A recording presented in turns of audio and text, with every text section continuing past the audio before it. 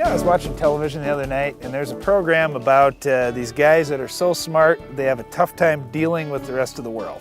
And when it comes to my job as an agronomist, I run into this all the time. There's all these scientists that can develop great things. They can put new traits into different crops, and they can identify things in nature, like plant growth hormones, that we really have had a hard time understanding in the past. The problem is some of these scientists really have a difficult time trying to basically dumb it down so somebody like me can understand what's going on in the plant. And it gets to be a real challenge, and we're going to talk about plant growth hormones today. Well, you've heard a lot about growth hormones in the news recently. You've heard about some of these pro athletes and human growth hormones. You've heard about growth hormones in livestock and whether we want to have different shots that these animals can get and things like that. So growth hormones are a big topic today, but you may not have thought much about them when it comes to plants. Well, just like in humans and in livestock, there are growth hormones in plants that can make the plant do all kinds of different things. If you had more of certain hormones, you might have more growth.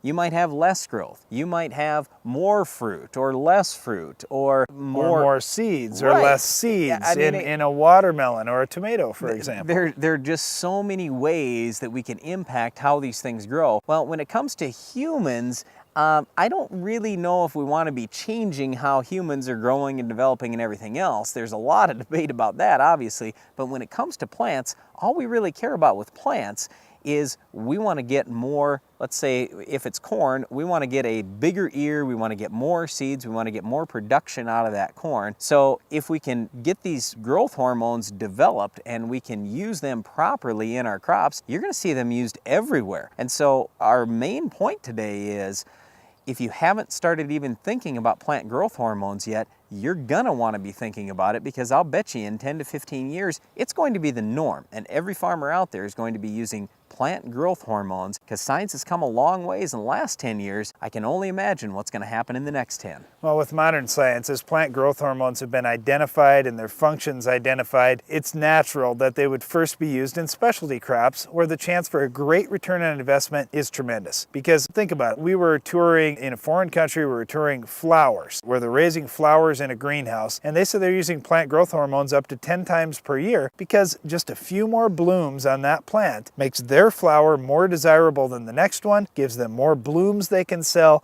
and lots more income. Now, when it comes to corn or soybeans or wheat, gosh, it's taken a lot of gain to make some of these things pay, because when a bushel of corn is $1.50 or maybe $2, or a bushel of wheat is $3, you don't get very excited about, oh man, do I want to spend a few more dollars in that crop to try and get something? But now the crop prices are great. Well, yeah, you mentioned specialty crops before. I've been telling farmers all winter long, all of a sudden, you thought you were just a corn or soybean and wheat farmer. Now you're a specialty crop grower, because all of a sudden, if you do a great job, you could get $600 gross income or maybe $1,000 gross income off that acre.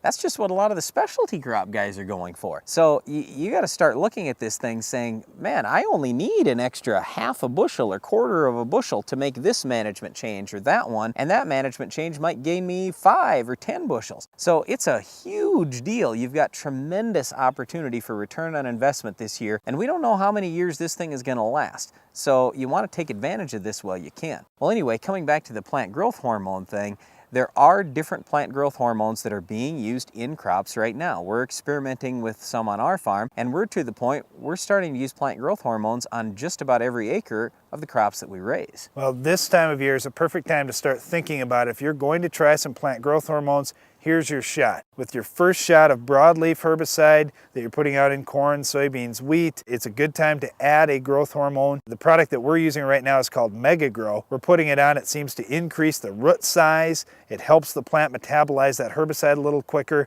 and start growing again. Because anytime you're spraying something on plants, they have to work that off a little bit. Just like we take medicine in our bodies, and it takes a little bit of time for our body to start working through that medicine and growing again and moving forward. It's the same thing in your crops. So if you're looking at it in corn, soybeans, or wheat, right now is the right time to be starting to use plant growth hormones. There are plant growth hormones you can use later in the season to increase flowering or increase the fruit size or whatever it is, the size of your ear, size of your soybean seed, those types of things. So there are things you can do later on too, but for today, the main thing we wanted you to focus on is if you're going to go out spraying your broadleaf herbicide soon in whatever crop we're talking about, you can mix in a product like a Mega Grow to hopefully increase your root size and increase that growth that should help your plant all season long. Well, plant growth hormones are great, but you know, you can't leave out those broadleaf herbicides. We've got to get weeds under control like our weed of the week.